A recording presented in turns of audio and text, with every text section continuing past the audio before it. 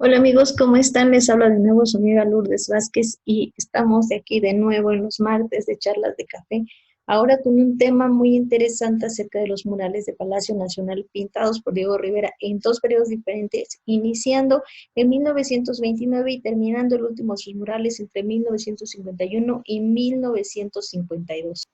Espero que ya hayan preparado su cafecito, yo tengo ya listo el mío de este lado. Pues vamos a empezar, déjenme compartirles la presentación. Bueno, aquí vamos a tener una vista de lo que es el muro central de Epopeya del Pueblo Mexicano. Este es uno de los murales que está pintado en Palacio Nacional por Diego Rivera. Antes de hablar de los murales que fueron pintados por el maestro, vamos a platicar un poquito del muralismo mexicano. Aunque ya hemos retomado este tema en otras charlas, sí me gustaría platicar con ustedes primero qué es el muralismo mexicano. El muralismo mexicano es un movimiento artístico, pictórico, social, que se encargaba de pintar aquellos muros en edificios públicos con el fin de educar a las personas. Aquellas personas que vieran estas figuras en los muros podrían aprender algo de la historia de México, de la situación que se estaba viviendo en el momento, y bueno, aprender de la historia, principalmente ese era el objetivo del muralismo mexicano. Los tres grandes expositores del muralismo mexicano pues van a ser Diego Rivera, José Clemente Orozco y David Alfaro Siqueiros. En el caso de Diego, pues va a estar trabajando principalmente en San Ildefonso. En 1921 va a empezar su obra muralística y ahí va a tener una obra bastante vasta hasta 1929 cuando es invitado para empezar a pintar los muros de Palacio Nacional. Y bueno, les dejo aquí una frase escrita por el general Álvaro Obregón en 1923 que dice: para estimular a los pintores nacionales, les hemos encomendado la decoración de edificios públicos dependientes a la Secretaría, las cuales han quedado bellamente decorados con poco costo. Aquí habla de un proceso que va a partir del gobierno, ya siendo de la Secretaría de Educación por parte de José Vasconcelos, pero también de la Secretaría de Hacienda y Crédito Público.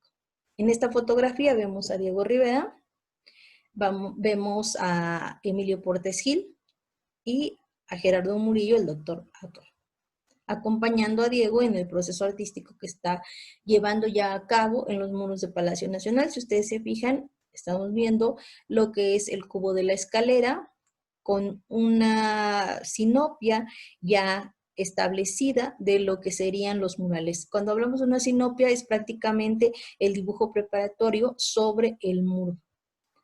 Bueno, pero ¿cómo inicia este proyecto de Epopeya del Pueblo Mexicano? Como les decía, Diego Rivera va a trabajar entre ese periodo de años, pero lo va a hacer de manera interrumpida, ya que a la par de Palacio Nacional en la primera parte va a estar trabajando Palacio de Cortés, por decir. Él también va a viajar a Estados Unidos en varias ocasiones entre este periodo de trabajo, pero para poder organizarnos en cuanto a fechas, vamos a decir que en el primer periodo va a ser de 1929 a 1935. En ese periodo es que se van a pintar lo que son los murales que están en el cubo de la escalera del patio central de Palacio Nacional. El fresco de Epopeya del Pueblo Mexicano, como se le titula a este mural, va a tener 277 metros cuadrados. Diego Rivera no le va a dar el nombre de Epopeya del Pueblo Mexicano, eso sí quiero que quede claro. Juan Rafael Coronel Rivera, quien va a ser nieto de Diego, va a escribir varios ensayos sobre la obra de su abuelo y él va a decir que que Diego Rivera no le va a dar el nombre a este mural, sino que este nombre va a surgir a partir de ideas posteriores del círculo cultural, del círculo intelectual, que le van a denominar o que van a denominar a este mural Epopeya del Pueblo Mexicano. ¿Qué es una epopeya? Una epopeya es una narración en verso que va a contar las batallas, las luchas de un héroe. Entonces, si nosotros hablamos de epopeya del pueblo mexicano, quiere decir que en este mural Diego va a contar cómo en un proceso histórico México va a formarse como nación.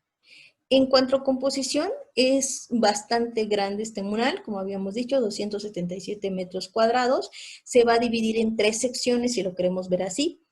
En lo que es el muro norte, esta sección se va a llamar México Antiguo. porque va a hablar de las culturas prehispánicas, específicamente de la cultura mexica, con antecedentes de cultura tolteca.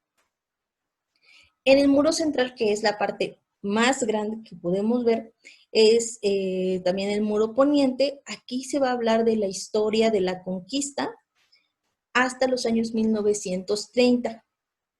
Normalmente se le llama Muro de la Conquista, aunque el nombre que tendría que ser correcto es Muro de la Conquista a 1930, porque no solo abarca ese periodo histórico.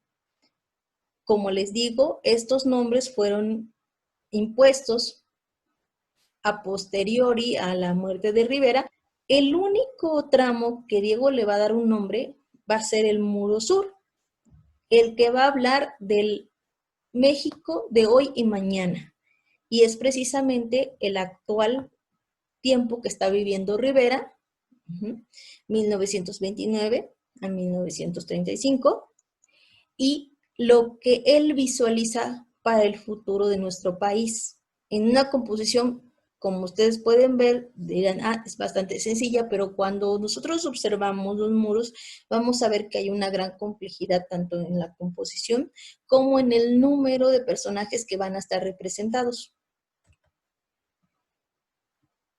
Siguiendo con este diagrama, vamos a entender que el primer periodo de trabajo de Rivera duró 18 meses, de mayo de 1929 a octubre de 1930, donde va a concluir la sección de México Antiguo, Muro Norte, pero también va a dejar la sinopia de lo que es el Muro Central. Esto es bien interesante porque Diego se va a ir y lo que va a pintar al fresco, o sea, le va a poner color, va a ser el muro norte, pero esto lo va a dejar predibujado. Sin embargo, él va a cambiar de ideas. Ahorita vamos a ver un ejemplo de ese cambio que hace él en los diseños.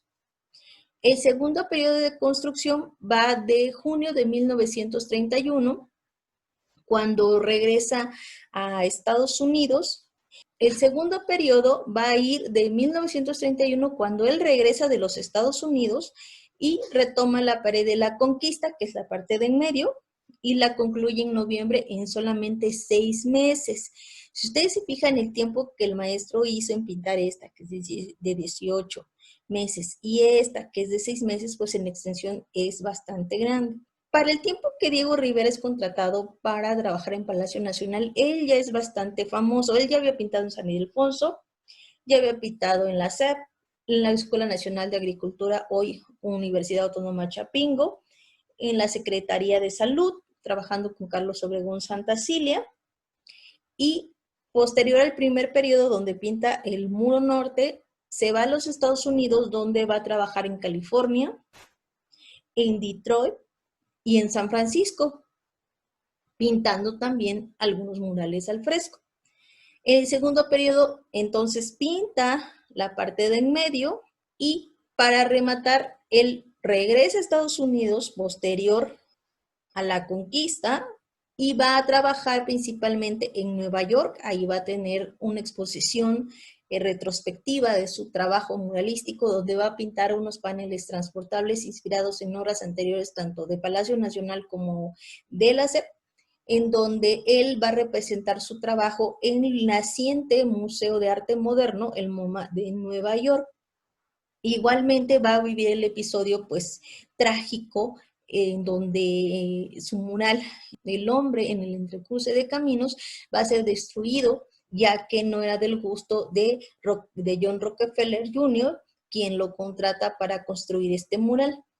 Al regreso, no se incorpora a lo que es el trabajo de Palacio Nacional, sino que acepta la invitación de lo que hoy es el Instituto Nacional de Bellas Artes para hacer una reproducción del mural que pintara en el Rockefeller Center y que se encuentra en el Palacio de Bellas Artes, que ahora se llama El Hombre Controlador del Universo, que se puede observar, como les digo, en el Palacio de Bellas Artes.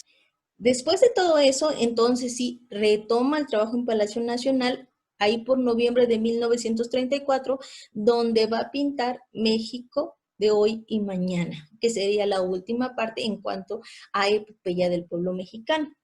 Como les decía, él va a dejar la sinopia lista de lo que es el muro central desde el primer periodo en el que él empieza a trabajar y termina México Antiguo, pero va a cambiar de planes. Si se fijan en la sinopia original, el lugar donde ocupa ahora Hidalgo y los próceres de la patria van a estar ocupados por una mujer que va a representar a la patria y en sus brazos va a tener a un obrero y a un campesino. Sin embargo, cuando él regresa para ese segundo periodo, él ya había pintado algo muy parecido, lo vemos aquí en el detalle, en Alegoría Californiana, en el estado de California. Entonces él empezó a recibir muchas críticas para ese momento diciendo que, bueno, que iba a repetir un personaje y que esa era una representación de la primavera de Botticelli y que de nuevo iba a estar plasmando elementos clásicos en un mural revolucionario, un mural que quería mostrar la historia de México y no tenía nada que hacer una figura de tinte clásico.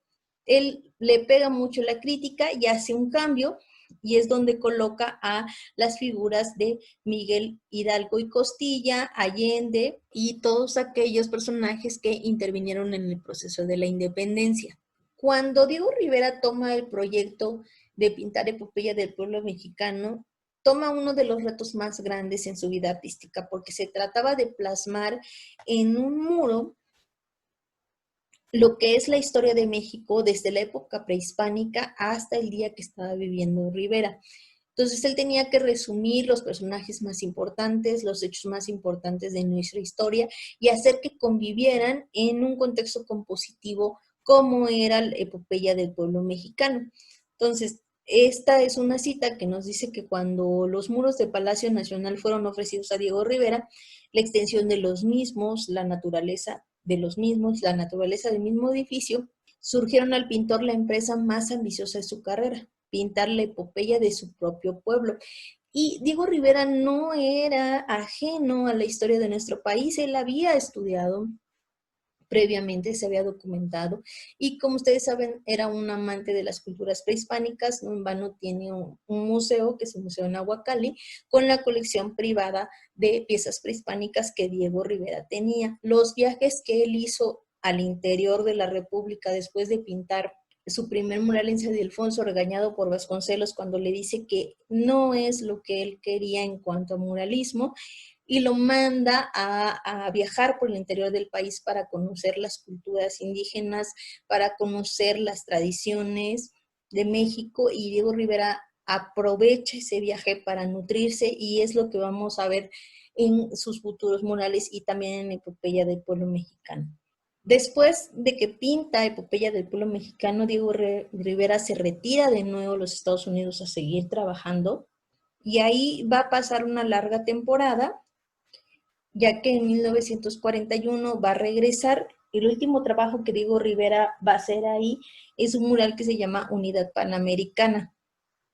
¿Por qué se regresa Diego después de haber tenido tanto éxito en Estados Unidos? Porque precisamente va a estar dándose un cambio en el gusto artístico de los americanos. Van a dejar de querer representar las luchas sociales, el comunismo, y ahora van a querer casarse con lo que es el arte abstracto. Entonces Diego Rivera ya no tenía cabida en los Estados Unidos y por eso él regresa a nuestro país en 1941 y empieza otro proyecto en Palacio Nacional, ahora para pintar paneles transportables en el corredor del primer piso. Estos tableros transportables van a estar establecidos en un proyecto de 31 unidades. Estos tableros van a estar pintados también a la técnica al fresco sobre un bastidor que va a buscar que sean paneles transportables. Diego Rivera ya tenía experiencia en la destrucción de uno de sus murales en el Rockefeller Center. También ya había trabajado con estos paneles porque no sé si ustedes recuerdan de la retrospectiva de la que hablamos para el MoMA. La idea era que Diego Rivera fuera a pintar a Estados Unidos estos paneles y se presentara en esa exposición. El maestro Rivera tenía trabajo aquí en México y él no podía irse tanto tiempo antes. Entonces lo que hacen es crear desde México un bastidor removible donde Diego Rivera pudiera empezar a trabajar la técnica al fresco. Cuando viajara en barco hacia los Estados Unidos, para poder transportarse hacia ese país, se llevaría esos paneles transportables y solamente pasaría una corta temporada en Nueva York para terminar de darle los últimos toques a esos paneles, de tal manera que pudieran él iniciar en México y llevárselo hacia los Estados Unidos. Entonces él ya tenía mucha experiencia en este tipo de paneles que pudieran ser movibles. Y bueno, por la experiencia de Rockefeller Center, pues qué mejor de que si esos murales no gustaban, se tenía algún problema con ellos, simplemente se quitaban y él se los llevaba a otro espacio donde sí los quisieran. Pero ¿qué va a representar Diego Rivera en estos 31 tableros proyectados? Va a representar de nuevo la historia de México, pero se va a enfatizar en la época prehispánica. La iba a ir llevando toda la historia hasta lo que es la Constitución de 1917. De ahí el gran número de paneles. Y todos esos paneles iban a cubrir el corredor completo. De todo ese proyecto solamente se realizaron 11 tableros, terminando en lo que es la llegada de los españoles al puerto de Veracruz, que es el último mural. Es por eso si ustedes recorren ese pasillo de Palacio Nacional van a ver que está hasta una sección y que faltan los demás murales. Bueno, aquí vemos fotografías del maestro Diego trabajando en estos paneles transportables. En esta vamos a ver que ya tiene el dibujo preparatorio de estos murales. De este lado vemos el mercado Tlatelolco. Aquí ya tiene el color al fresco. Y de este lado vemos también el fresco ya concluido de lo que es el desembarco de los españoles. Aquí se alcanza a ver el maestro Diego Rivera. Si ustedes se fijan, ya se ve mucho más cansado, se ve un poquito ya más viejo el maestro. Para esta época, él ya había ido varias veces a Estados Unidos, había estado trabajando, también ya se sentía un poco enfermo, y él se embarca en este proyecto entre 1941 y 1951. En estos, como decíamos, se va a representar el pasado indígena en todo su esplendor. En 1944 y 1946 él va a tener que renegociar tanto el presupuesto del proyecto como su propio contrato, ya que él había alargado bastante el proceso de la realización de estos murales, pero no porque él no estuviera trabajando en ellos continuamente, sino que él, digamos, pimponeaba su trabajo con otros espacios y entonces iba combinando el trabajo de Palacio Nacional con otros lugares en donde se le solicitaba trabajo al fresco. Finalmente, después de todos los arreglos que se tuvieron que hacer a nivel contractual, él va a regresar en 1950 para concluir entre 1951 y 1952 los últimos paneles. Cabe mencionar que esto fue así siempre, desde el principio, incluso cuando él pinta Epopeya del Pueblo Mexicano, Diego Rivera va a estar pintando a su vez el Palacio de Cortés, donde va a pintar historia del estado de Morelos, conquista y revolución. Y es ahí donde él va a empezar a pintar lo que son los muros transportables con grisalla, que lo vamos a ver en lo que son los corredores de Palacio Nacional. Y bueno, vamos a pasar ahora a la visita virtual donde vamos a ver estos trabajos. Vamos a iniciar primero por los paneles transportables y después vamos a concluir con Epopeya del Pueblo Mexicano. ¿Por qué lo vamos a hacer así? Ustedes me van a decir, no, Lulú, ¿por qué no empezamos con Epopeya? Porque los paneles transportables van a platicarnos sobre las sociedades prehispánicas, sobre el arte, la tecnología que ellos ya utilizaban para ese momento.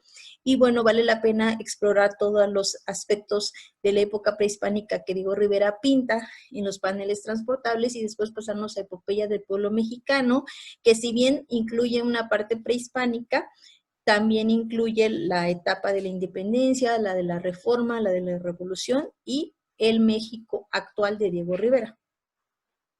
Para ello vamos a utilizar un recorrido virtual que está disponible en la Secretaría de Hacienda y Crédito Público, donde uno puede visitar varios lugares, también va a estar participando el Instituto Nacional de Antropología e Historia en la realización de este recorrido virtual que está disponible en internet para que ustedes puedan entrar cuando gusten. Es una excelente oportunidad para que en estos tiempos de cuarentena que ya estamos pasando a semáforo naranja podamos visitar estos espacios, pero aún así, aunque ustedes ya pudieran salir a la normalidad o a la nueva normalidad como se ha denominado, les voy a dejar el link en la parte de abajo de los comentarios para que ustedes puedan entrar cuando gusten. Me gusta mucho recomendarles estos paseos virtuales que les van a ayudar a ustedes a conocer estos espacios de manera más cercana.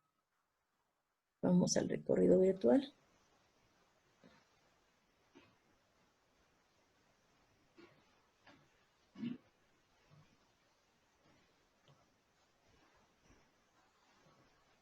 Bien, pues nuestro recorrido virtual va a iniciar en lo que es el patio central de Palacio Nacional. Aquí, como podemos ver, tenemos un patio bastante grande. Es el patio que precisamente da a la puerta principal de Palacio Nacional. Como ustedes saben, si alguna vez han visitado este recinto, no se puede acceder a lo que es la puerta que da a la Plaza de la Constitución o Zócalo, sino que más bien tenemos que ingresar por la puerta que da a la calle de Moneda.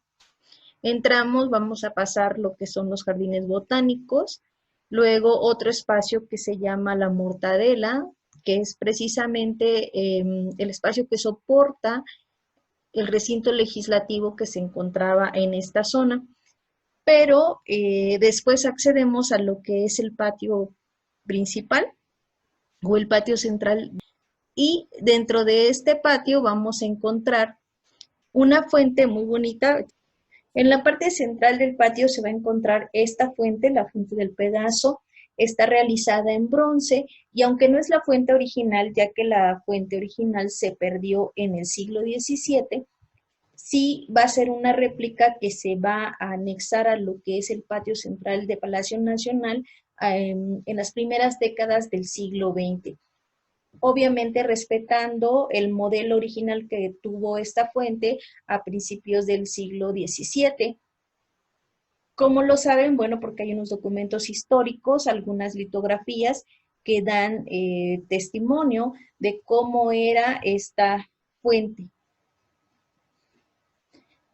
La fuente va a estar representando a un Pegaso, como les decía en el nombre, y es un dato bien interesante porque el Pegaso va a ser un ser dentro de la mitología griega muy importante, ya que él va a ser dentro de todas estas versiones que se tiene, o leyendas o mitos de la creación del Pegaso, va a ser hijo de Poseidón, quien va a ser el dios más importante de los mares, y de Medusa. El Pegaso va a tener el poder pues de volar, y también tenía la característica que donde pisaba emanaba agua. Entonces queda muy bien, queda perfectamente integrado a lo que es la fuente, ya que si ustedes notan, dentro de lo que es el tope de la fuente, vamos a ver pues la pisada de este animal, y de él va a estar surgiendo el agua. También tiene mucho que ver con el pasado lacustre de la Ciudad de México, con época prehispánica, cuando en la ciudad de Tenochtitlan se estableció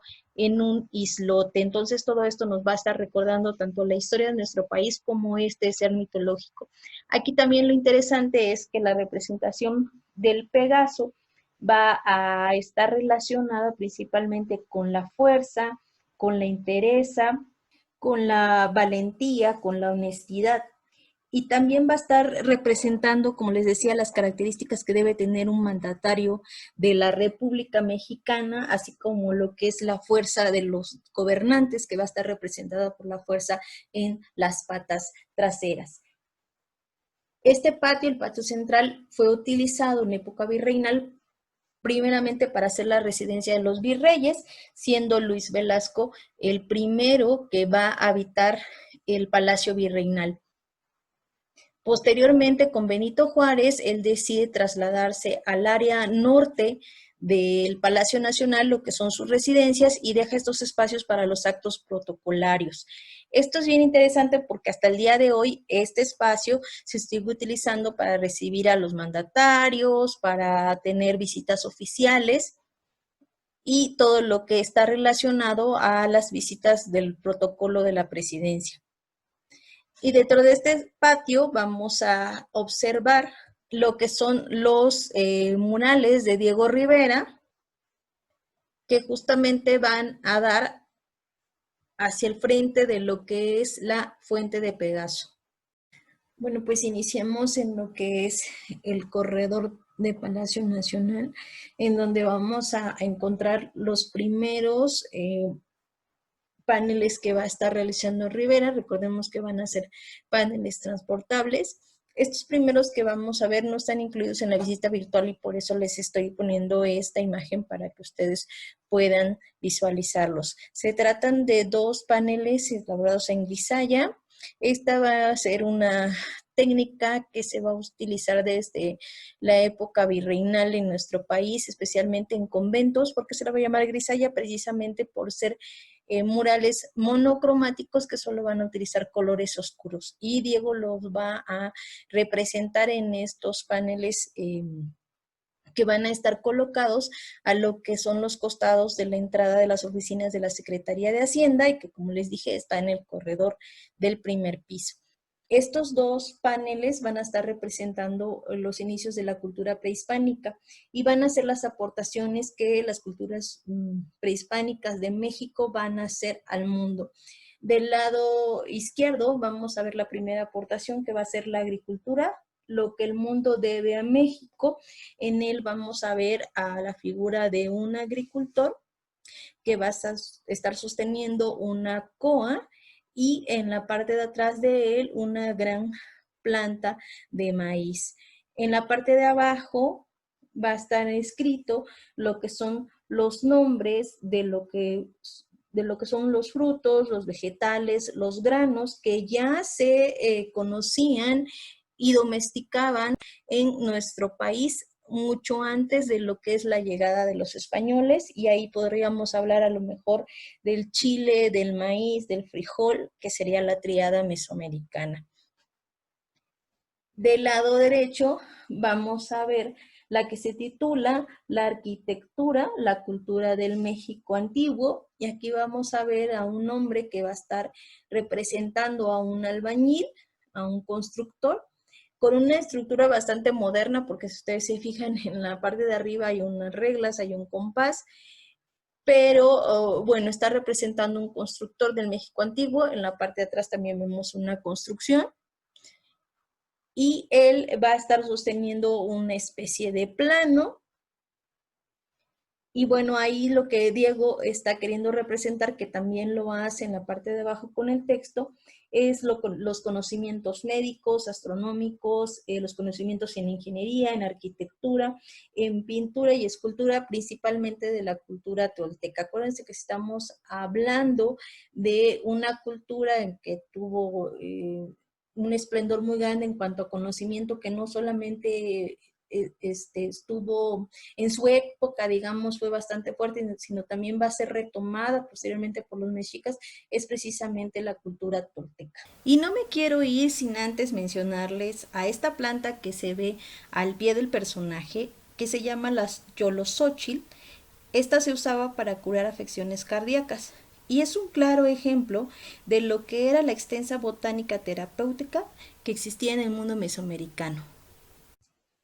Antes de pasarnos al tercer panel, quiero comentarles cómo va a estar la composición de los tableros transportables que va a pintar Rivera en este primer corredor. Si bien los primeros tableros que vimos va a estar conformado por solamente grisallas, a partir de este tercer tablero hasta el tablero 11, se va a componer de primero en la parte superior una pintura mural al fresco y en la parte inferior estos recuadros que van a tener escenas que van a estar conectadas con la escena principal en la parte de arriba y que van a estar elaborados en grisalla.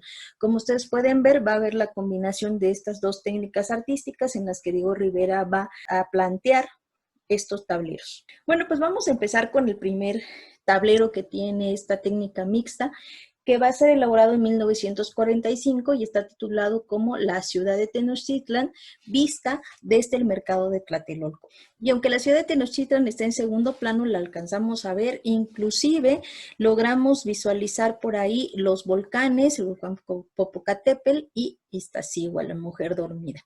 Podemos observar en la ciudad de Tenochtitlan las grandes calzadas que conectaban a esta ciudad con otros sitios importantes en la época prehispánica, específicamente con lo que es el mercado de Tlatelolco. Y aquí en el mercado de Tlatelolco vamos a ver como figura central a lo que es el gobernante de lo que es el comercio en Tlatelolco.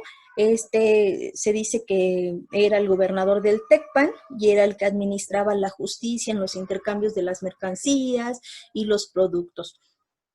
En la parte inferior vamos a ver la vida del mercado, que va a estar narrada por Bernal Díaz del Castillo en sus escritos, y él va a contar cómo era muy impresionante ver la cantidad de gente, la cantidad de mercancías y la cantidad de bullicio que se hacía en este gran mercado de Tlatelolco, que era el centro comercial de la época. Aquí podemos visualizar lo que son todo tipo de mercancías, desde flores, verduras, vegetales, diferentes tipos de maíz, animales, incluso de este lado, del lado derecho podemos ver el intercambio de los animales, lo que era la proteína usada en ese tiempo.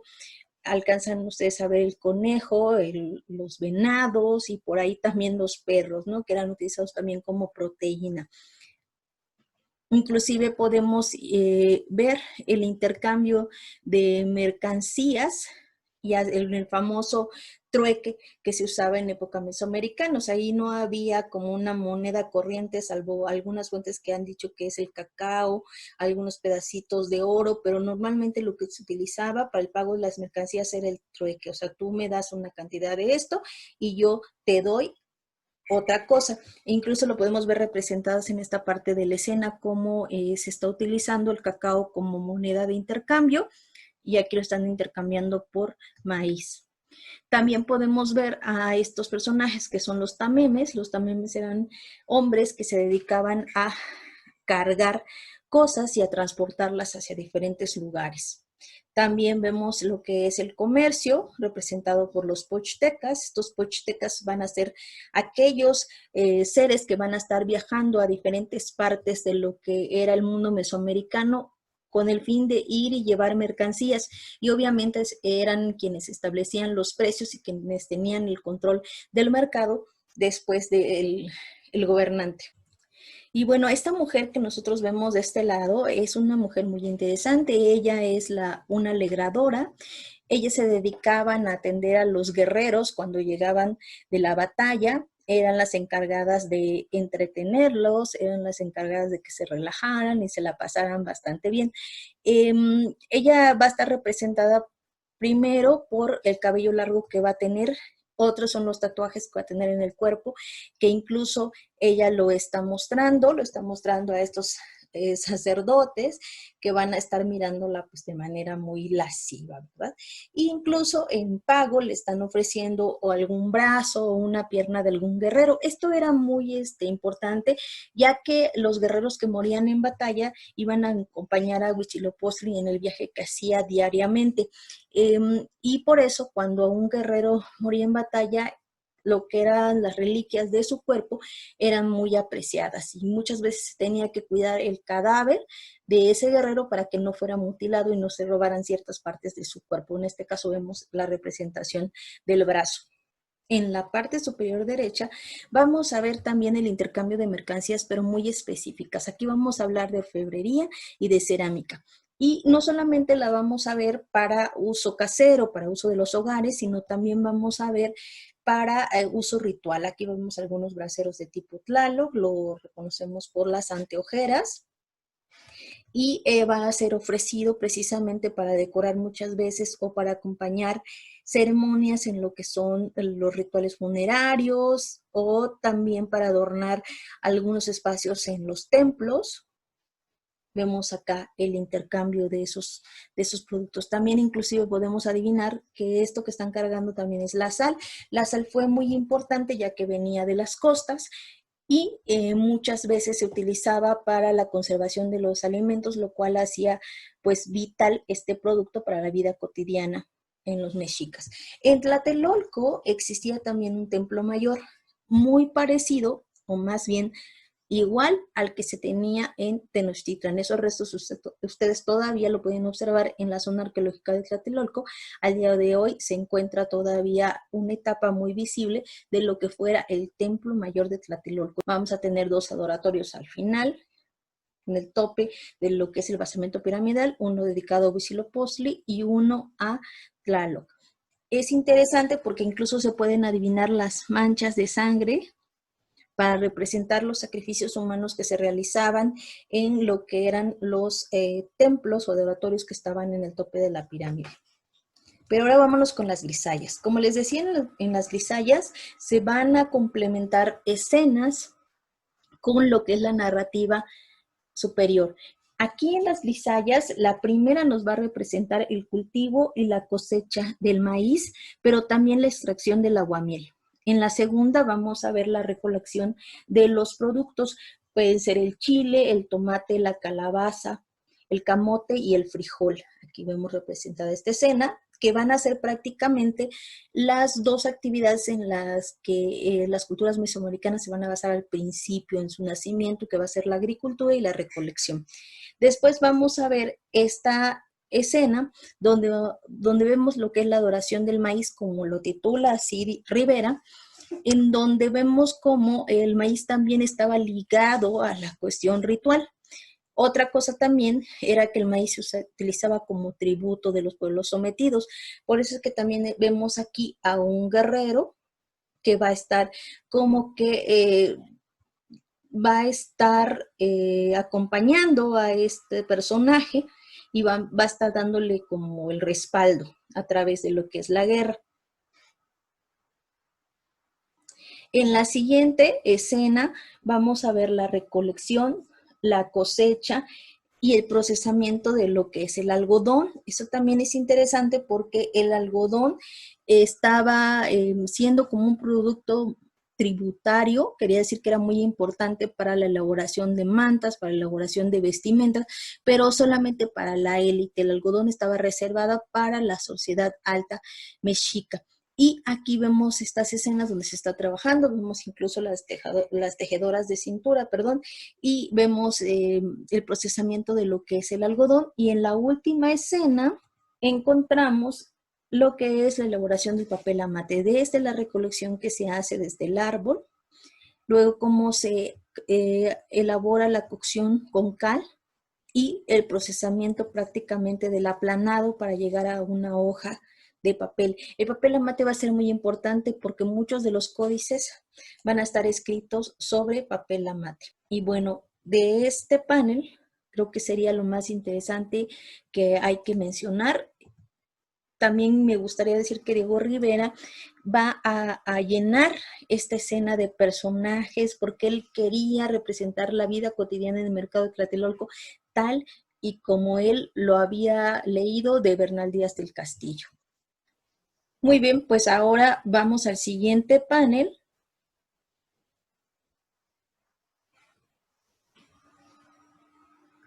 Que Diego nombró cultura purépecha o cultura tarasca, pero también se le ha dado el nombre de los pintores y tintoreros.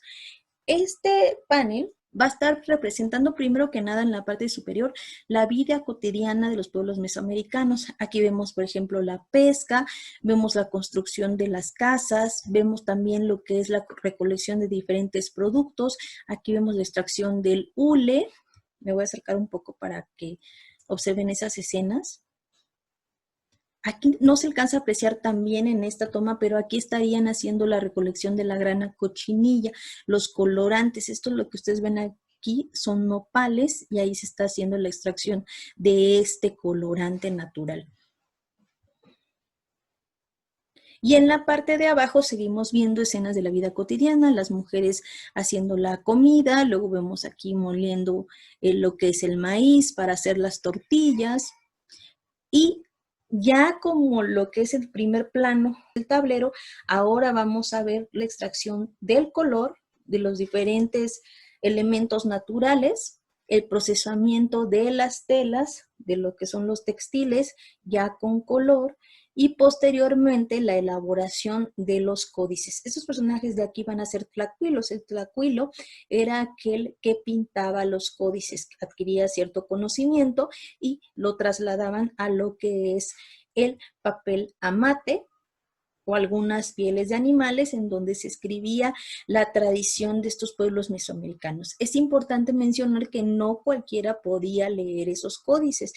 Quienes tenían ese conocimiento para interpretarlos eran precisamente los sacerdotes, y este sacerdote que vemos acá está relacionado con Tezcatlipoca, que va a tener este espejo en este sombrero en forma de cono. Como ustedes pueden ver, este espejo le servía para visionar el futuro.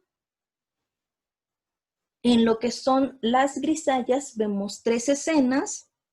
Voy a acercar para que las veamos mejor. El primero va a estar representando el teñido con el caracol púrpura. Aquí vemos la extracción del caracol y el procesamiento del teñido. En el segundo vemos a los ceramistas, escultores. Aquí los vemos esculpiendo a mano, están haciendo el moldeado y están dando los detalles a lo que son las esculturas.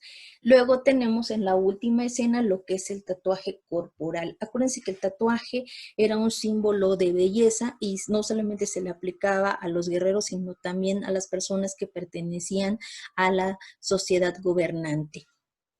Y por último, me gustaría mencionar la sabiduría. Esta sabiduría que va a estar representada por esta mujer anciana. Es una mujer, no sé si alcanzan a ver los senos caídos. Ella va a estar como que indicando o transmitiendo el conocimiento a estos tlacuilos para que ellos puedan escribir todo ese vasto conocimiento antiguo. Bueno, pues continuemos entonces con lo que es el panel de la cultura mixteco-zapoteca, o bien, como lo denominó Rivera, arte plumario y orfebrería. Entonces aquí vamos a ver en este panel estos dos oficios importantes en la época mesoamericana y que precisamente se va a desarrollar en la región mixteca-zapoteca. Primero vamos a ver en la escena superior la extracción del metal. Aquí vemos cómo estas personas van a estar recolectando pepitas de oro en los grandes ríos y lagos. Después vamos a ver en esta escena el trabajo ya de la orfebrería, la fundición del metal en estos hornos que parecían estar hechos de tierra, y luego se hacían los vaciados para que se elaboraran y se tallaran estas piezas de oro, de metal precioso. También nos va a hablar del trabajo del artesano de la manteca. Los amantecas son los que elaboraban arte plumario. En el arte plumario, en época mesoamericana, se basó principalmente en la elaboración de tocados, o como nosotros lo conocemos como penachos, aunque el término correcto debería ser tocado. Aquí vemos no solamente la elaboración, donde está la manteca decorando y uniéndolo a algunas piezas de metal, que perfectamente enlazan todo lo que ya vimos de la fundición del metal y lo que es la unión de las plumas. Nosotros tenemos un gran ejemplo todavía de arte plumario, aunque está en Viena, el famoso penacho de Moctezuma. Tenemos una réplica en el Museo Nacional de Antropología donde se puede observar este trabajo de los amantecas. Igual también ellos hicieron representaciones, algunos en escudos, donde se usaron para decorar estos escudos plumas, y ya por ahí del arte virreinal, algunos cuadros que hacen referencia a santos o vírgenes, también se aplicó arte plumario. Pero son representaciones ya virreinales, ya están fuera de la época prehispánica. Aquí vemos también lo que es la aplicación del color y lo que es el comercio de las piezas a los altos dignatarios de la sociedad mexica. En la parte de abajo, de nuevo, vemos estas grisallas complementando la información que está arriba, y en esta primera escena vamos a ver el proceso de la minería. Si ustedes se fijan, este hombre está lacerando un cerro. Este símbolo que ustedes ven acá es el tepal, que quiere decir cerro.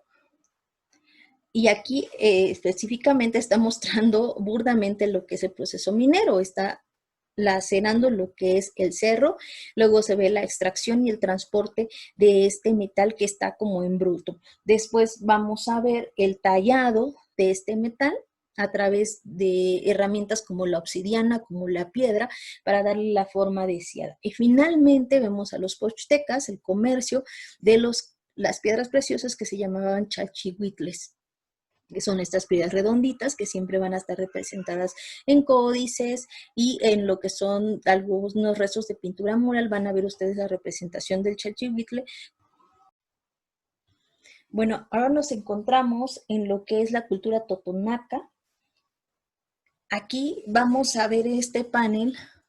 Como de fondo encontramos a la famosa pirámide de los nichos, su estructura piramidal de los nichos. Alcanzamos a ver a detalle que dentro de lo que son estos cuadros, digamos que son los nichos, estas estructuras que tienen un hueco, en época prehispánica estuvieron unos pequeños ídolos hechos también de cerámica. Estos ya desaparecieron. Si ustedes visitan el Tajín, pueden ver esta estructura piramidal de los nichos, pero ya no van a ver esos ídolos porque obviamente con el paso del tiempo se perdieron.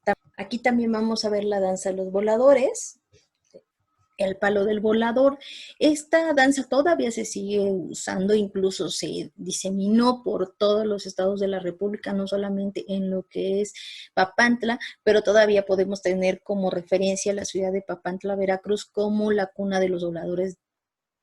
Aquí vemos esta danza que está relacionado al ciclo agrícola, estas grandes fiestas que se realizaban en lo que eran las plazas del Tajín. El Tajín también tuvo un centro comercial bastante fuerte por su cercanía a lo que es la costa. Se dice que incluso su mercado se comparaba a lo que era el mercado de Tlatelolco. Aquí vemos el juego de pelota. Es interesante porque el Tajín ha sido considerado como un sitio arqueológico con mayor número de juegos de pelota que existen, 17 en total. Entonces de ahí vamos a poder adivinar la importancia y la relevancia que tuvo para ese juego mesoamericano. Y en la parte frontal vamos a ver cómo se encuentran dos grupos.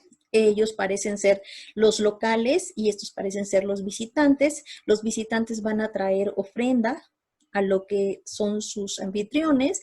Aquí vemos lo que son un venado, vamos a ver frutas, piñas, vamos a ver también muchos productos de lo que es la región. Y el que recibe, al parecer es un guerrero, lo vemos por su vestimenta que tiene en forma de red. Vamos a traer su escudo.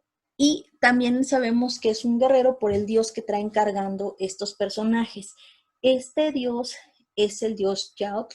Él va a ser el protector de los guerreros, el dios principal de los guerreros. Lo reconocemos porque si ustedes se fijan, van a ver que la vestimenta tanto del guerrero como del dios son iguales. Los dos van a traer un chimal y un escudo. Y él parece ser una representación de Yautl. Igualmente, vamos a observar en la parte de abajo que estos personajes que cargan al dios van a traer un bulto ceremonial, un bulto sagrado. Estos bultos sagrados normalmente acompañaban al dios y en él se guardaban pieles, se podían guardar símbolos, telas que representaban la presencia del dios y siempre se cargaba cuando salía el dios en una peregrinación, siempre se cargaba junto con él este bulto ceremonial. Eso es interesante porque no se le escapa ni un detalle a Rivera para representar estas escenas. Y en la parte de abajo, en las grisallas, complementando como siempre, vamos a encontrar primero que nada el cultivo de lo que es la piña y el tamarindo. Acuérdense que son productos precisamente de la región totonaca. En la siguiente vamos a ver a las tejedoras elaborando en telar de cintura, como ustedes pueden ver. Y en la última vamos a ver representados los símbolos que hacen alusión al juego de pelota, inclusive lo que es la pelota, lo que pudieran ser los yugos que se utilizaban para proteger a estos jugadores. Y finalmente también vemos el labrado de esta lápida que se encontró en una zona arqueológica de Veracruz, donde podemos ver a un jugador de juego de pelota que va a estar decapitado. Estas como serpientes o manos que van saliendo de lo que es su cabeza, son los chorros de sangre al momento de la decapitación. Y continuamos. Vemos de este lado un pequeño panel, pero también cuenta entre los 11, que es la representación del hule. Esta representación nos va a hablar de cómo se extrae el hule. Aquí podemos ver a este personaje que va a estar rayando o va a estar lacerando el árbol para extraer esta resina que al final de cuentas se va a convertir en el hule. Y en la parte de abajo, en la grisalla, vamos a encontrar una representación de los objetos que se fabricaban con el hule. Me voy a acercar un poquito para que ustedes lo vean.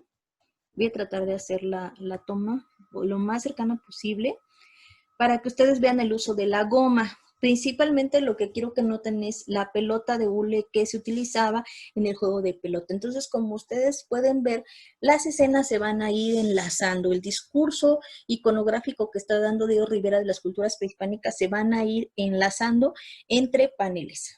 De esta manera, si nos fijamos, podemos ver que en cada espacio libre que hay entre los vanos de las puertas de este corredor, Diego Rivera va a incorporar un elemento que va a servir de unión entre las diferentes escenas. La que sigue sería la representación de los huastecos o el maíz, como Rivera lo mencionó. Algo interesante de este panel es que a partir de aquí, que son los últimos que Diego está pintando, va a hacer la incorporación del color a las grisallas. O sea, las grisallas van a dejar de ser tan grisallas y entonces Diego va a empezar a incorporar el color. Aquí simplemente lo hace muy tímidamente para representar el agua. Bueno, en esa representación de este tablero que va a estar dedicado al maíz, en la parte superior vamos a observar a lo que es el sistema de chinampas. En el sistema de Chinampas donde se lograba este cultivo de este producto tan importante en lo que era la dieta mesoamericana.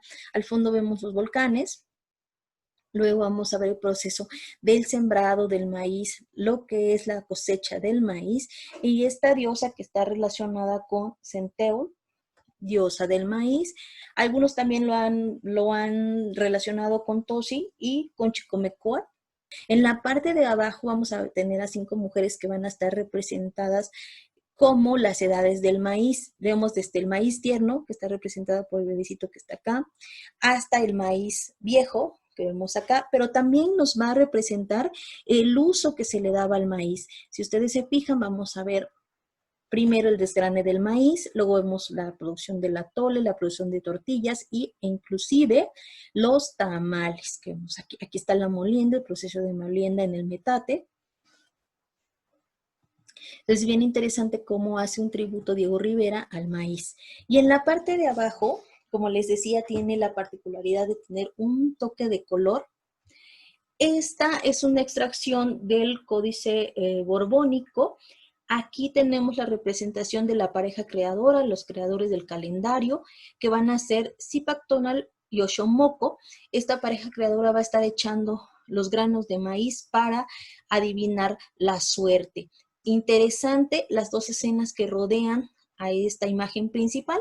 Una de ellos es el conocimiento astronómico, que va a estar relacionado con el maíz, porque para establecer los ciclos agrícolas, pues se tuvieron que haber observado los fenómenos meteorológicos y los fenómenos de los astros. Y del otro lado vamos a ver un personaje que va a estar cargando el maíz y notamos el uso de una caña de maíz en forma de bastón que va a estar unido a lo que son las danzas religiosas. Entonces aquí también lo vemos. Todo esto va a estar relacionado con la escena superior.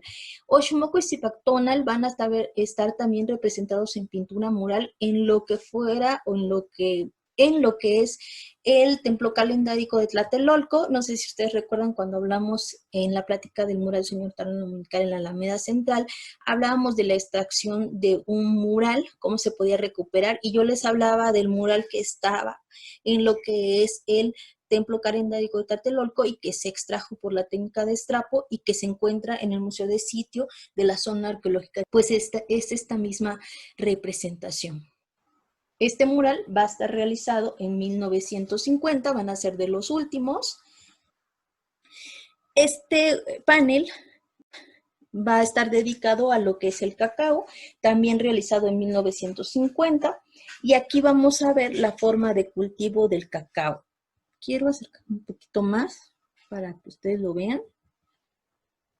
Aquí vemos cómo este hombre está utilizando una vara muy alta. En la zona del sureste maya le llamamos horqueta, donde muchas veces lo que hace el campesino es unir como una canasta a lo que es la punta de la horqueta para poder bajar el producto sin que se dañe. Y aquí vemos cómo esta mujer se está encargando de la recolección. En la parte de atrás, aunque no se vea lo suficientemente bien, va a hacer la extracción de lo que es el grano, el secado del grano, posteriormente pasa a lo que es la molienda.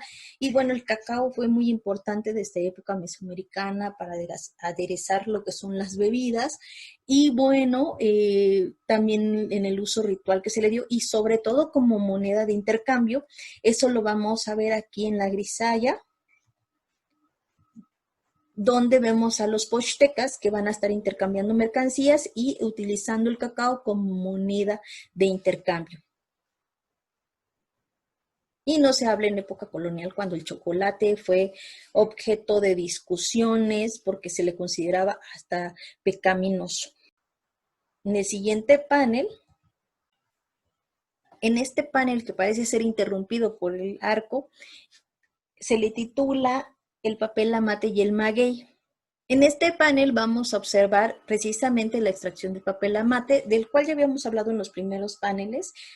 Y aquí se va a ver la recolección desde el árbol, cómo las mujeres van haciendo el tratamiento, el cocimiento con cal, que es muy interesante, y van a estar formando estos aplanados para utilizar el papel amate, que posteriormente va a ser usado por los tlacuilos para escribir pues todo lo que es la historia mesoamericana. Pero también vamos a ver la extracción del aguamiel, con estos tlachiqueros prehispánicos que van a estar obteniendo este producto muy importante para la elaboración del pulque, que también se ve retratada en esta parte.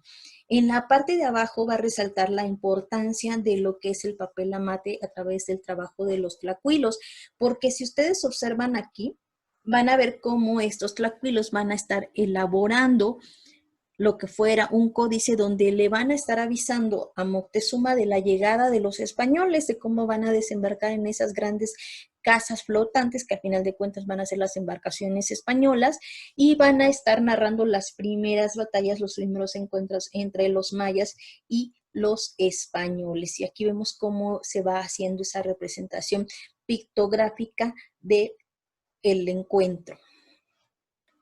Y el panel 11, el último realizado por Rivera en 1951. Aquí vamos a ver lo que es el desembarco de los españoles en la llegada de Cortés al puerto de Veracruz.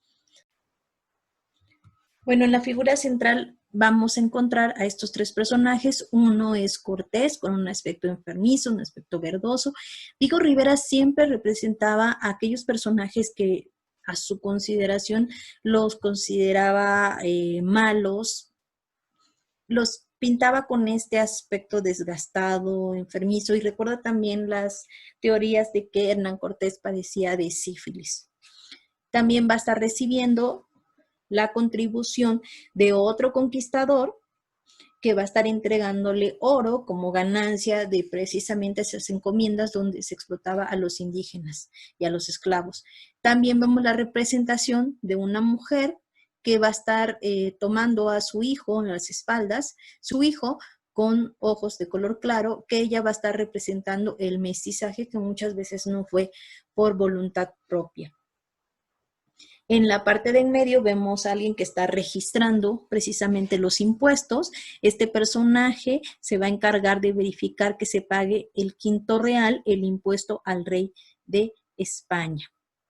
Por aquí, en la parte de arriba, vamos a ver la misión de los encomenderos, este primer sistema de reparto de tierras y también de reparto de los nativos que estaban poblando estas tierras, donde se prestó a lo que fuera la explotación en el trabajo indígena. También aquí vemos cómo esta explotación se realizó a través de la fe. Aquí vemos a este fraile que está levantando la cruz, y a través de esa evangelización pues también se prestó a la esclavización. De este lado vemos lo que son los indígenas haciendo la extracción de los metales preciosos, la explotación maderera y los castigos que se hacían a aquellos que se sublevaran o se atrevieran a contradecir este sistema de encomiendas. Aquí en la parte de abajo vemos una escena donde estos encomenderos están errando a estos nativos que les pertenecen. El sistema de encomiendas en un origen debería tener la misión de evangelizar y salvar las almas de quienes están encomendados, valga la redundancia. Obviamente eso se prestó a todo tipo de explotación, también de los personajes de la raza negra, como vemos representado en la parte de atrás. Todo esto unidado a lo que fue la conquista espiritual guiada por los franciscanos como inicio y después todas las órdenes mendicantes que fueron llegando a nuestro país. Y vemos acá cómo el sometimiento de los pueblos mesoamericanos se hizo a través de la religión. Aquí vemos la cruz, vemos algunos que ya están convertidos y cómo a través de esta religión pues se obtuvieron tantos beneficios por parte de los españoles. De este lado también vamos a ver la introducción de animales que no se conocían en nuestro país, como es el caballo, como es el buey, las cabras, los borregos, que al final de cuentas se integra perfectamente a lo que es la cultura mestiza, porque en nuestros alimentos y en las jornadas de trabajo también se utilizaron este tipo de bestias para mejorar el trabajo y también para que se cree la famosa cocina mestiza. También vemos al puerco, que no había, acuérdense que las proteínas en los pueblos mesoamericanos eran el venado, el perro, muchas veces estos animales de monte, como los tlacuaches, las iguanas, esa era la fuente proteínica. Y en el tablero que está abajo en esta grisalla, vamos a encontrar dos escenas interesantes. La primera escena nos va a mostrar la explotación por parte de los encomenderos, también reforzando la idea que ya habíamos tenido en la parte superior, este trabajo de lo que es la yunta, ya con el uso de los bueyes, que va a transformar el sistema de agricultura que traían los pueblos mesoamericanos. Y de este lado, cuenta una historia muy bonita, a mí sí me gusta mucho. Cuenta la historia de Juan Garrido, una persona de raza negra que se integra al ejército de Cortés. Y Juan Garrido se va a quedar en Tenochtitlan al lado de Cortés después de la caída del pueblo mexica. Cuenta la leyenda que era el encargado de la limpieza del arroz. Entonces, en una ocasión, él está limpiando el arroz y de manera fortuita va a encontrar 3 granos de trigo. Él, ni tardo ni perezoso, va a sembrar esos granos y de ahí van a hacer una planta de trigo de la cual se van a elaborar los primeros panes.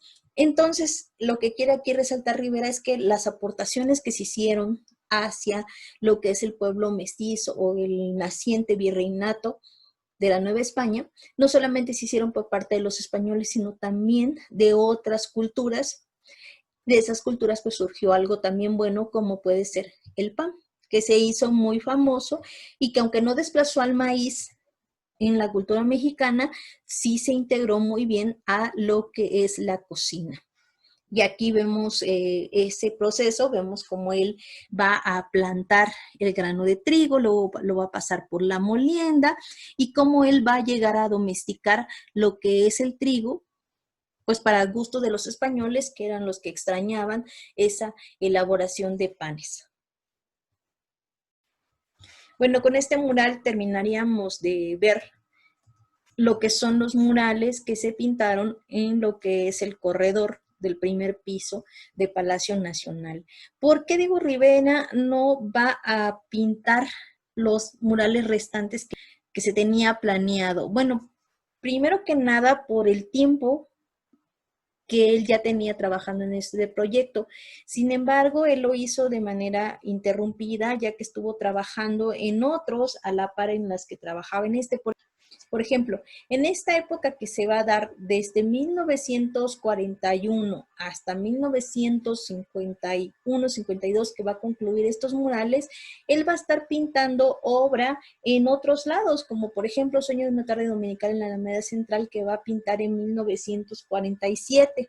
Y también otro de los aspectos que hizo que Diego Rivera abandonara el proyecto eran las cuestiones de salud. Yo les había comentado desde la plática de Sueño de una tarde dominical en la Alameda Central que Diego ya se sentía muy enfermo para esa época, él sentía que ya estaba pasando por sus últimos años y bueno, eso también contribuyó. Y el último factor que vale la pena mencionar fue la cuestión del presupuesto, en el presupuesto en el que él ya no tenía para continuar con la elaboración de estos paneles y el cual se tuvo que renegociar en varias ocasiones, tanto para ampliar el periodo de entrega de este trabajo como para renegociar el presupuesto. Entonces, bueno, ya no se pudo sostener y es por eso de que no se complementan los paneles que iban a llegar a la temática de la Constitución de 1917. Bueno, pues nos encontramos ya en la escalera del patio principal y aquí vamos a ver Epopeya del Pueblo Mexicano. Como habíamos hablado, epopeya quiere decir estas narraciones sobre las batallas que han tenido, por ejemplo, un héroe, y en este caso, pues precisamente el pueblo de México, cómo es que se ha transformado para llegar a ser un pueblo democrático, una república, lo que somos hasta el día de hoy. Como habíamos comentado, consta de 3 secciones. La primera, que va a tratar sobre México antiguo, que es la que vemos de este lado. Tenemos la parte central, que se le ha denominado la conquista, aunque la verdad abarca un periodo mucho más largo. Yo diría que va de la conquista hasta 1930. Y la que finalmente pinta Diego, que es esta, que se titula México hoy y mañana. Como habíamos platicado, esta es la sección a la que Diego le da nombre. A las otras él no le va a dar esa denominación, sino que es una denominación posterior que se hace. Bien, pues vamos a iniciar en lo que es el muro que representa al México antiguo. Y en esta escena, en la parte superior, vamos a ver a un personaje conocido como Quetzalcóatl, gobernante de Tula. Lo vamos a ver finamente ataviado, con un gran tocado de plumas. En el centro va a tener una imagen de un caracol cortado, el símbolo del viento, de Hécal. Y bueno, esta es la representación tanto la humana como la del dios Quetzalcóatl. En la parte de arriba vamos a ver un sol invertido. Este va a representar tanto el ocaso del sol como el fin de la era de los mexicas y como una premonición a la caída de Tenochtitlan. También vemos aquí en la parte donde se representa a Quetzalcóatl 2 escenas que van a estar flanqueando el sol. Primero vamos a ver a una serpiente emplumada que va a estar saliendo del volcán, que habla precisamente del resurgimiento de Quetzalcóatl de sus cenizas. Y del otro lado vamos a ver la representación humana de Quetzalcóatl cuando él va a tener un problema en Tula, siendo gobernante. Va a ser engañado por Tezcatlipoca, quien le va a ofrecer pulque. Él se va a embriagar y va a cometer una serie de desmanes que lo avergonzaban, entre ellos haber cometido incesto con su hermana. Entonces él, muy avergonzado, va a abandonar Tula y va a huir hacia el este, que es la escena que vamos a tener representada de este lado, pero él va a prometer regresar. Por esta razón, cuando los mexicas vieron a Cortés, enseguida hicieron como una semejanza con la leyenda de Quetzalcóatl, porque si ustedes se fijan, Quetzalcóatl está representado como un hombre blanco y barbado. Y como este señor había prometido alguna vez regresar, ellos siempre estaban esperando el regreso de Quetzalcóatl. Atrás de Quetzalcóatl vamos a ver los basamentos piramidales del Sol y de la Luna en Teotihuacán, una de las ciudades más importantes con fines del preclásico, inicios del clásico, una ciudad que va a sentar las bases de lo que es el progreso urbanístico en épocas mesoamericanas. Es interesante porque los mexicas van a ser los primeros arqueólogos cuando van a descubrir Teotihuacán, y ellos van a tomar de las culturas teotihuacanas muchas características que luego van a aplicar a lo que es la cultura mexica. Después vamos a tener escenas de la vida cotidiana, vamos a tener algunos danzantes, también vamos a tener músicos que van a estar haciendo una celebración por el cultivo del maíz. También vemos algunas personas que están realizando oficios típicos de la época.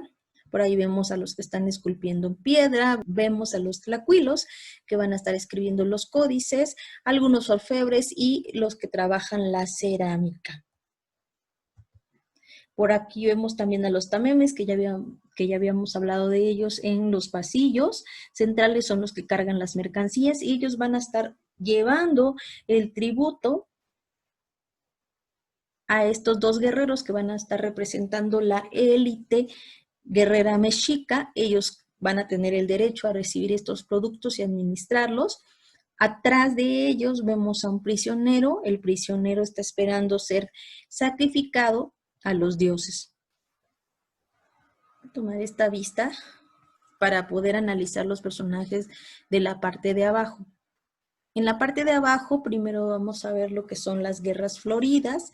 Aquí vemos a los guerreros mexicas ricamente ataviados contra lo que son los pueblos sometidos y tributarios. Aquí se ve que estas guerras van a tener el único propósito de capturar prisioneros para los sacrificios humanos. De este lado se ve a un joven de los pueblos sometidos de los mexicas que está llamando a la rebelión en contra de estos pueblos que al final de cuentas les exigían tributos y les exigían prisioneros y ellos no estaban totalmente de acuerdo. Esta es un preámbulo al proceso de conquista que posteriormente va a pintar Rivera en el panel central, ya que, bueno, se sabe que Cortés realiza precisamente la conquista de manera exitosa gracias a las alianzas que hace con los pueblos enemigos de los mexicas. Cabe mencionar que el panel de México Antiguo y la sinopia de lo que es el muro central fueron los primeros trabajos que hace Rivera aquí en Palacio Nacional. Sin embargo, el que termina ya aplicando la técnica al fresco es la parte del México Antiguo, para regresar en un segundo periodo a trabajar ahora sí el muro central. Y como vimos, va a estar aplicando cambios a lo que era su primer borrador. La lectura del panel central es un poco complicada. Ustedes pueden empezar a leer este panel donde ustedes gusten, porque no existe una continuidad como tal en una línea de tiempo, sino que Diego Rivera va repartiendo las escenas de la historia de México de tal manera que los personajes se vayan enlazando en diferentes épocas. Entonces, vamos a empezar a leerla por la parte de abajo, que sería la parte de la conquista. Bien, pues empecemos a notar estas escenas que nos van a narrar los procesos de conquista de lo que eran el pueblo mexica. Aquí tenemos las diferencias entre el armamento que utilizaban los españoles, que vienen con cañones, con arcabuces, con rifles, y sobre todo el uso de las bestias, los caballos que eran desconocidos para los pueblos mesoamericanos. Traen las espadas y vemos la diferencia entre las armas que utilizan los mexicas con las armas que se utilizan los españoles, ya que ellos traen lanzas, ellos traen macanas, van a traer algunos cuchillos de obsidiana, sus escudos. Podemos ver a los diferentes tipos de guerreros que existían entre los mexicas. Aquí está el guerrero coyote, aquí está el guerrero águila y por acá está el guerrero ocelot o el guerrero jaguar. Aquí vemos un español que está disparando sus arcabuces y podemos notar el daño que está haciendo a las huestes mexicas. Aquí vemos lo que es el caracol que está llamando a la guerra, y de este lado vemos a un guerrero indígena que va a estar portando una espada, y ustedes se preguntarán por qué. Bueno, pues este es un guerrero tlaxcalteca que como aliado de los españoles podía usar este tipo de armamento. En la parte de en medio, presidiendo todo lo que es la escena, vemos una estructura piramidal, la cima de lo que es un templo.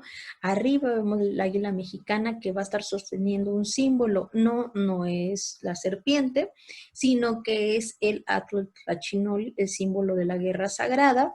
Muchas veces se ha confundido en las leyendas que dicen de la fundación de Tenochtitlan, donde se dice que el águila como símbolo del lugar de fundación, cuando encontraron un águila devorando a una serpiente sobre un nopal, ese era el lugar donde debían fundar la ciudad. Sin embargo, esto no fue así. Está comprobado que el símbolo que probablemente vieron fue el águila con el Tlachinoli en el pico. ¿Esto donde se ve?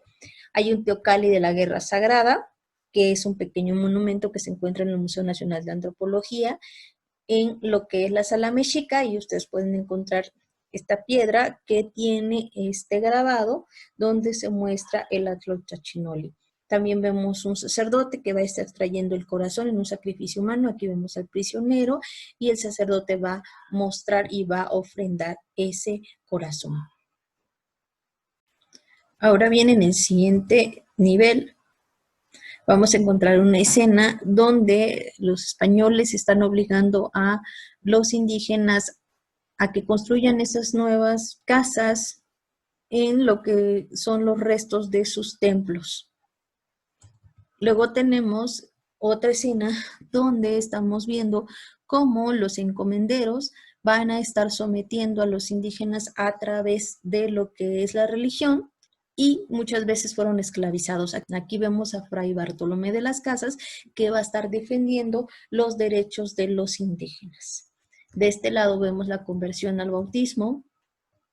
Los primeros que se van a convertir al bautismo van a ser los caciques indígenas, para que a través de su ejemplo la demás población también tomara esta nueva religión. También vemos a una monja. Ella va a representar la parte femenina de la catequesis, que se va a dirigir a las niñas principalmente. De este lado vamos a ver la parte educativa por parte de los frailes. Primero vamos a ver a Pedro de Gante, quien va a establecer la escuela de San José de los Naturales, una escuela de primeras letras en lo que era el convento de San Francisco en la Nueva España.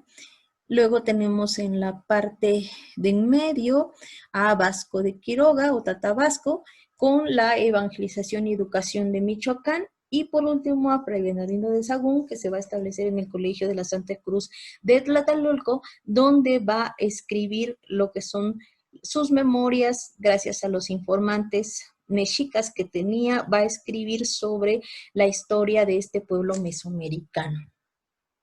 Del otro lado del águila encontramos otras escenas ahora relacionadas a la Santa Inquisición, este proceso que se encargaba de velar el buen comportamiento de lo que era la población de la Nueva España. Y aquí vemos a Pedro Moya de Conteras, inquisidor muy famoso en época virreinal. Y bien, del otro lado también vemos a Hernán Cortés acompañado de Malinche. El que abraza a ella va a ser su hijo, Martín Cortés, el ilegítimo, porque Hernán va a tener dos hijos Martínez, uno que sí va a ser de su esposa, y Martín, el hijo de Malinche. En la parte de abajo vemos a un fraile quemando códices. Esto hace mucha referencia a quema de códices en el área maya. Aquí ya vemos la pobreza ya de la población indígena, lo vemos en sus vestimentas rasgadas, y bueno, siempre forzados al trabajo. Aquí van a estar siendo errados por los encomenderos.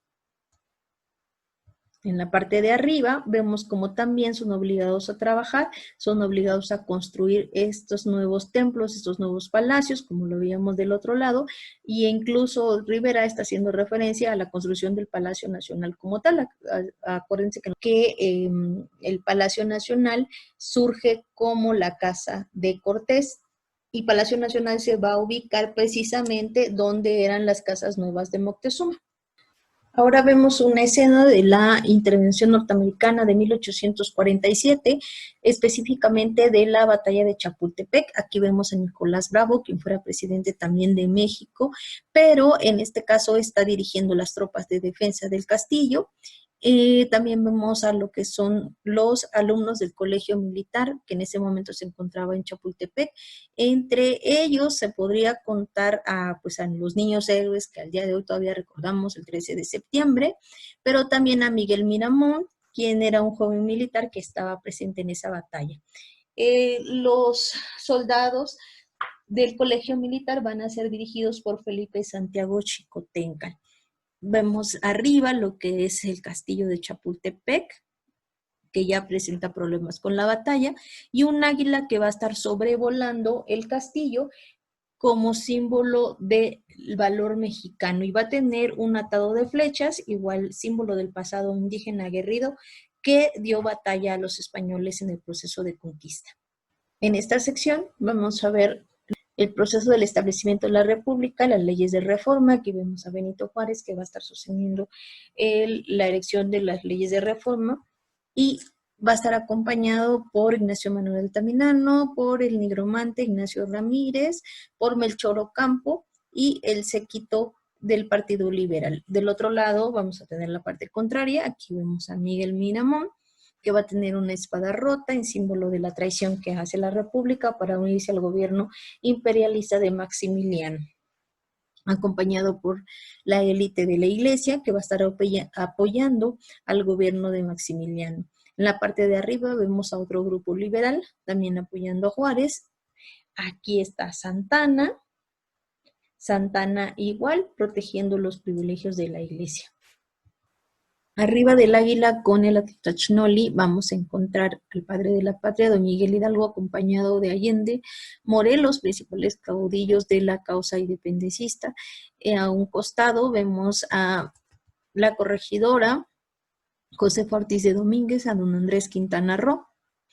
De este lado, como un precesor de la independencia, vamos a ver a Martín Cortés, el mestizo, el hijo de Malintzin con Cortés. Él se va a sublevar en el año 1565, en una revuelta también acompañado con los hermanos Gil de Ávila. Esta conspiración se le va a llamar la conspiración del Marqués del Valle, y va a él a pelear por los derechos de los hijos mestizos para el control de lo que es la Nueva España. Aquí él va a estar incitando a la rebelión de este pueblo. Por esa conspiración, los hermanos Gil de Ávila van a ser ejecutados. Sin embargo, a él le perdonan la vida, pero va a ser exiliado de la Nueva España.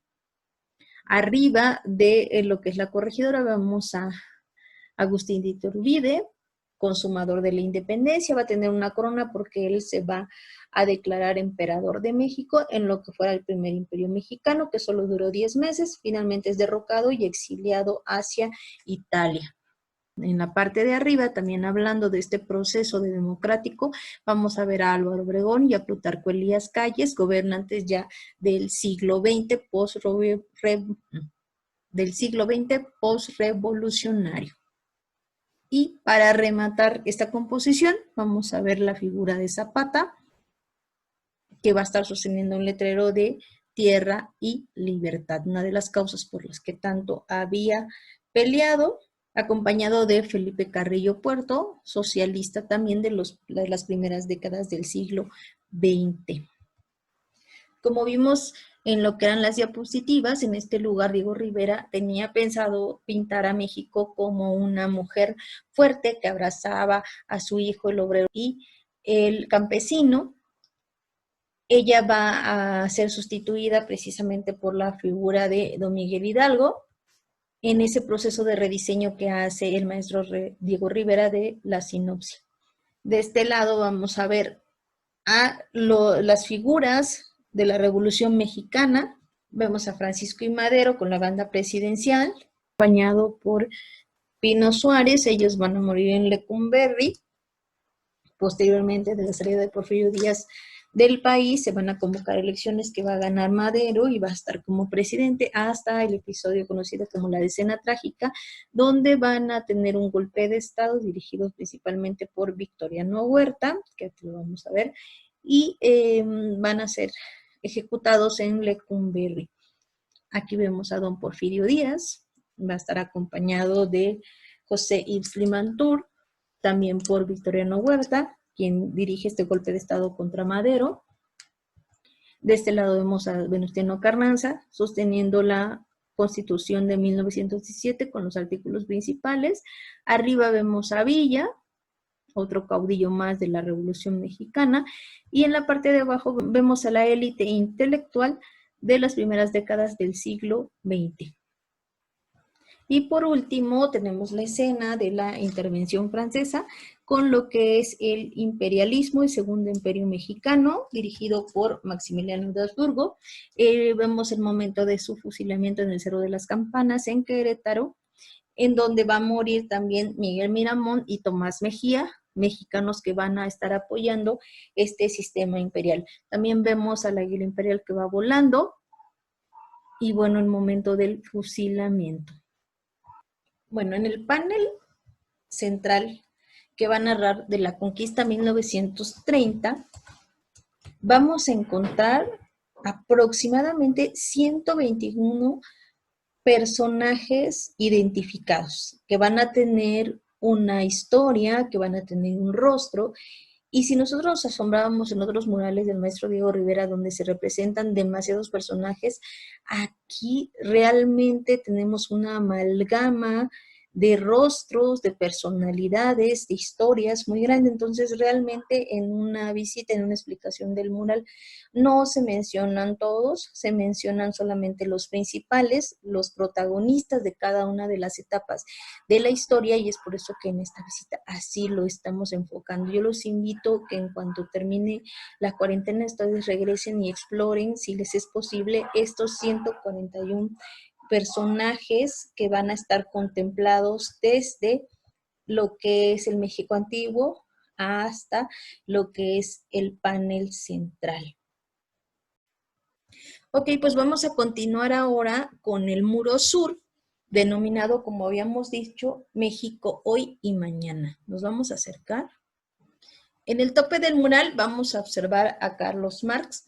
Él va a estar sosteniendo un pequeño pasaje de lo que es el Manifiesto Comunista, va a estar señalando a lo que es la Trinidad Revolucionaria. No sé si ustedes se acuerdan de esta Trinidad que tiene mucho que ver con las ideas comunistas. La vimos en lo que es el mural Sueño de una tarde dominical en Alameda Central. En la charla que tuvimos, recordamos que esta trilogía revolucionaria, Trinidad Revolucionaria, como se quiera llamar, vamos a encontrar a lo que es la unión del obrero, el militar y el campesino. Entonces, Carlos Marx les va a estar mostrando el progreso socialista, que va a estar representado por la agricultura, la industria y la ciencia. En la parte de abajo también vamos a ver las manifestaciones obreras y las luchas obreras socialistas. A los costados vamos a ver también algunas representaciones de las luchas sociales. Del lado derecho vemos a un obrero que está incitando a sus compañeros a la lucha. Va a tener una bandera roja de huelga, pero también va a representar los países socialistas. Es interesante porque en la parte de arriba, déjenme acercar tantito para que ustedes puedan ver, a ver si se alcanza a distinguir bien. La parte que se ve incendiándose es la Ciudad de México. Esta parte de aquí es la Catedral Metropolitana. Por aquí vemos al Palacio de Bellas Artes, que van a estar incendiándose precisamente por estas manifestaciones de la lucha obrera que se van a estar dando entre los años 1930 y 1935, que Diego termina de pintar estos muros. Hacia los costados vamos a ver lo que es la educación, y precisamente vamos a ver a Fernando Ocarranza Carmona, que va a estar emitiendo un discurso a los alumnos predicando las ideas socialistas. También dentro de lo que es la parte de la educación vamos a encontrar a dos células de la educación, una representada por la educación hacia los obreros de las clases bajas y la otra que va a ser la educación hacia la burguesía, hacia las sociedades altas. En la parte de en medio vamos a ver lo que es la máquina de dinero. Esta representación sobre las máquinas de dinero se hicieron muy comunes en los trabajos de Diego Rivera en la New York Worker School, donde él va a pintar algunos paneles sobre el comunismo, sobre el proletariado. Él va a pintar estas máquinas de dinero donde va a representar a los grandes capitalistas, a las grandes élites que van a estar produciendo ese dinero a través de una máquina. Estos tubos que ustedes ven acá van a ser los tubos que van a conducir el dinero hacia una gran alcancía que está de este lado. lo alcanza a tapar la escalera, pero aquí podemos ver la imagen de la Virgen de Guadalupe y en la parte de abajo está esa gran alcancía o máquina de dinero. Es bien interesante porque vamos a encontrar personajes que en ese momento estaban dirigiendo las grandes empresas, las grandes industrias en lo que es Norteamérica. Por ejemplo, por mencionar algunos, vemos a John Rockefeller Jr., a Harry Sinclair, a William Durant, a JP Morgan y el de la esquina es Andrew Mellon. Todos ellos, si ustedes se fijan, van a tener un teléfono porque van a estar comunicándose con otros sectores que influencian la economía de ese momento, que van a estar también en estos recuadros que forman la misma tubería de la máquina de dinero. De este lado vamos a ver a un militar, a un capitalista y a un sacerdote que va a estar representando estas áreas de la vida social bastante fuertes que al final de cuentas se están beneficiando del trabajo del pueblo y sobre todo de los obreros. En la parte de abajo vemos a un sacerdote que va a estar siendo corrompido y va a estar entregándose al pecado. Esa es una crítica social a la iglesia que está haciendo Diego Rivera. Y en la parte inferior vamos a ver esta máquina de dinero. De este lado vemos las clases explotadas.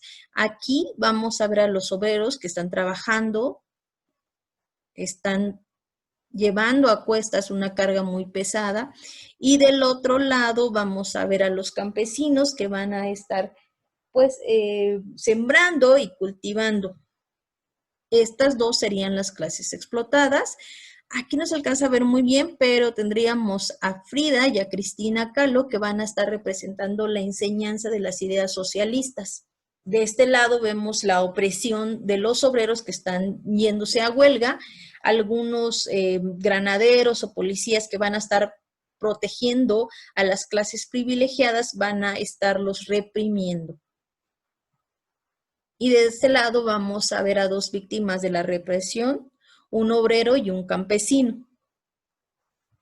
Como ustedes pueden ver, Diego Rivera representa en lo que en su momento era su realidad, para 1935. Pero también él va a mirar hacia el futuro, como lo vemos en esta sección del mural. Él va a soñar con ese idilio socialista, con un futuro mejor para su México. Y eso es lo que representa precisamente en el muro sur de lo que es Epopeya del Pueblo Mexicano.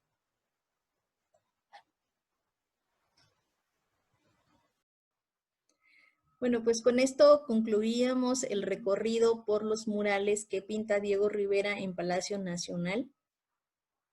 Espero que les hayan gustado estos paneles sobre la historia de México prehispánico, pero también un repaso muy rápido de lo que es la historia de nuestro país en esta serie de murales que pinta Diego Rivera y de los personajes que nos está regalando en estos muros. Y bueno, para que se cumpla el objetivo del muralismo mexicano, que es educar a través de la pintura, porque es bueno que nosotros cada día vayamos aprendiendo, vayamos recordando incluso datos o cosas que aprendimos en la primaria, en la secundaria, cuando nos obligaban a aprender historia, que en esta charla ustedes pudieran recordarlo, retomarlo y pudieran sentirse incentivados para visitar estos espacios en cuanto estemos en condiciones de hacerlo y de salir. Síganle echando muchas ganas para que podamos pasar de semáforo naranja a semáforo amarillo y poder retomar el ritmo de nuestras vidas. Les doy gracias por haber asistido. No olviden dejarme sus comentarios aquí en la cajita de Facebook y también en YouTube nos pueden dejar sus preguntas y aportaciones que nos quieran hacer. Recuerden que también nos pueden hacer sus aportaciones con donativos voluntarios, ya que esto nos ayuda a seguir esta labor de difusión y apoyarlos en esta cuarentena para seguirla haciendo pues más ligera y más entretenida y ustedes puedan seguir disfrutando de estas charlas. Muchas gracias, tengan muy buenas noches y nos vemos muy pronto.